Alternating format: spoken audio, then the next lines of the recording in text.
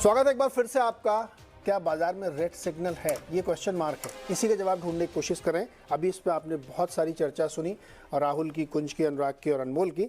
अब अनमोल के पास चलते हैं। अनमोल से स्पेसिफिक एक सवाल है कि जो ये स्मॉल पीएसयू बैंक्स थी, फिर उसमें थोड़े आप प्राइवेट पीएसयू बैंक्स को भी जोड़ लें, तो उन्होंने बहुत ही तूफानी रिटर्न दिया, मतलब गजब, हवा में उड़ रहे थे। पंजाब एंड सिंध बैंक 128% का रिटर्न 30 दिन के अंदर, बुक वैल्यू 1.9 पे पहुंच गई है। बैंक ऑफ महाराष्ट्र में आप देखिए 30 दिन में 44% ऊपर गया है, 1.6 की बुक वैल्यू। ऐसे बहुत लंबी लिस्ट है। Indian bank, UCO bank, IOB, फिर प्राइवेट में साउथ इंडियन बैंक 2 महीने में डबल 100%। अनमोल, क्या बदला है इसमें, कोई खबर है या क्यों इतना तेज रफ्तार से है? जी देखिए, जैसा कि बड़े वाले जो सरकारी पीएसयू बैंक थे, एसबीआई जैसा बड़ा बैंक, वो 1.67 टाइम्स चला गया है बुक वैल्यू में। और सेम चीज हुआ है प्राइवेट बैंक्स में भी। बट इनकी अभी जो बातें आ रही हैं मार्केट में, और अलग अलग एनालिस्ट भी कह रहे हैं कि ये बड़े बैंक्स का अभी इंटरेस्ट रेट इंक्रीज करने की वजह से इनके कॉस्ट ऑफ फंड्स में आने वाले 3 से 6 महीनों में एक्चुअल वो रिफ्लेक्शन आएगा इस इंटरेस्ट रेट के बढ़ने का। तो वहां पर इनके निम्स पे भी इफेक्ट पड़ सकता है, और जो कि पड़ेगा कुछ हद तक। दूसरी तरफ अगर ये जो सरकारी बैंक्स हैं छोटे साइज के, इनका जो अगर आप देखेंगे बिजनेस, तो इनका निम्स वगैरह ऑलरेडी बहुत ही कम था पहले। हम्म। और इनके मेन जो स्टॉक्स में जो ये नया रैली आया है, ये दो वजह से मेन आया है। एक तो कि इनकी प्राइस टू बुक वैल्यूएशन जो चल रही थी मार्केट में, वो बहुत ही ज्यादा सस्ते थे। ये ज्यादातर आपको जो छोटे वाले सरकारी बैंक्स हैं, हम्म। ये अपने वैल्यू से आधे दामों पर या उससे भी नीचे चल रहे थे। हम्म। और लास्ट 1 साल के अंदर इन्होंने ही एक्चुअल रैली लाया है मार्केट में, जो सपोर्ट दिया है। और अभी आने वाले टाइम में इनका भी जब कॉस्ट ऑफ फंड्स वगैरह बढ़ेगा, बट स्टिल इनकी रैली में एक दूसरा पार्ट है, वो है इनका एसेट क्वालिटी इंप्रूवमेंट का। और ये वाला जो चीज है, ये अभी थोड़े दिनों और चलने की उम्मीद है। बिकॉज जब इंटरेस्ट रेट्स पास ऑन होंगे मार्केट में, और थोड़ा क्रेडिट ग्रोथ हाई होने की वजह से इनके एसेट क्वालिटी पे वापस से वो क्वेश्चन मार्क बनने की जो संभावनाएं आएंगी, तो तब तक के लिए इनमें ये रैली कंटिन्यू रखने का हमें उम्मीद है। से आप कह सकते हैं 6 महीने 8 महीने और यहाँ से चल सकता है। और बट धीरे धीरे इसके आगे जैसे जैसे इनके एसेट क्वालिटी पर 6 महीने के बाद क्वेश्चन मार्क आना स्टार्ट होगा, वहां से फिर ये रैली खत्म हो जाएगी। और फिर उसके बाद जो जिस मतलब आप ये कह रहे हैं कि पंजाब एंड सिंध बैंक 128% का रिटर्न दे के 10% के ग्रॉस एनपीए पे बैठा है 2 की बुक वैल्यू पर, स्टिल वो चलेगा अभी 6 महीने और? कुछ आप खरीदेंगे क्या छोटे वाले बैंक की? नहीं। कुंज बंसल जी। जी हाँ।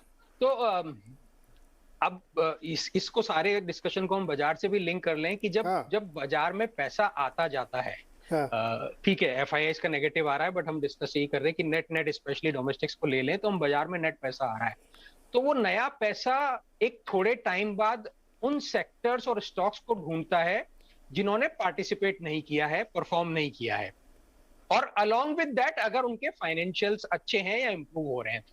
तो मुझे लगता है ये एक सिनेरियो है जो छोटा सा बना है पब्लिक सेक्टर बैंक्स के लिए, स्पेशली छोटे वाले पब्लिक सेक्टर बैंक्स के लिए, कि ऑन एन एवरेज बेसिस उनका परफॉर्मेंस पिछले 2-3 क्वार्टर में काफी इंप्रूव हुआ है। तो एनपी आपको अभी भी ग्रॉस लेवल पे हाई दिख सकते हैं, बट नेट लेवल पे काफी इंप्रूवमेंट पिछले 3 क्वार्टर में हुआ है। अलग अलग बैंक की अलग अलग इंप्रूवमेंट हुई है, पहली बात ये।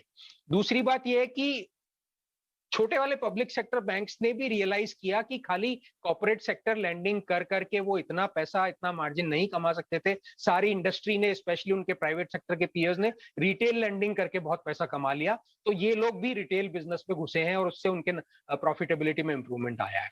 तीसरा फैक्टर, हम पिछले 8-9 महीने 10 वाले जो सरकारी बैंक हैं, ये तो पहले से ही जनता की सेवा में लगे हुए हैं। इसके साथ आप देखिए फर्टिलाइजर भी खूब चल गए, बीच में खबरें आती हैं कि इनकी और सब्सिडी बढ़ जाएगी, इस साल डबल ऑलरेडी हो चुकी और मिलेगी। मेरा सवाल ये है कि Jammu Kashmir bank, Indian bank, UCO bank, ये ऑलरेडी पब्लिक की सेवा में लगे हुए हैं, और पिछले 1 महीने में अचानक से कौन से इन्वेस्टर थे जिनको पता लगा कि अरे ये तो एकदम कौड़ी के दाम पड़ा हुआ है, इसको लेना चाहिए, ऐसा हुआ है क्या? सेंटिमेंट चेंज हुआ है। अगर आपकी बात में बहुत छोटे में बोलूं तो एक महीने में पब्लिक सेक्टर बैंक्स की तरफ में मार्केट का, इन्वेस्टर का, नए पैसे आने का सेंटिमेंट क्लियरली चेंज हो गया है कि भाई परफॉर्मेंस इंप्रूव हो रही है, वैल्यूएशन बहुत कम है। तो और बाकी जगह जैसा अभी हम पहले डिस्कस कर रहे थे और कुछ पैनलिस्ट बोल रहे थे कि वैल्यूएशन कंफर्ट नहीं आ रहा है, तो फिर मैं तो नया पैसा हूं, मैं तो बाजार में आ रहा हूं, तो मैं कहां जाऊं, मैं अपने आप को कहां पे इन्वेस्ट करूं, मैं कहां खरीदूं, तो वहां पे ये चीज आ गई। ये पॉइंट है। एक वाली स्क्रीन पे फिर से ग्राफिक दिखाइए फर्टिलाइजर वाली। आप देखिए 26 के 28 के मल्टीपल पे ये स्टॉक चल रहे हैं और बड़े आराम से, इसमें कोई दिक्कत नहीं है। फैक्ट जैसा शेयर 109% चल चुका है एक महीने में। अच्छा लग रहा है आपको? चलना अच्छा लग रहा है, वो ले ना ले, है ना?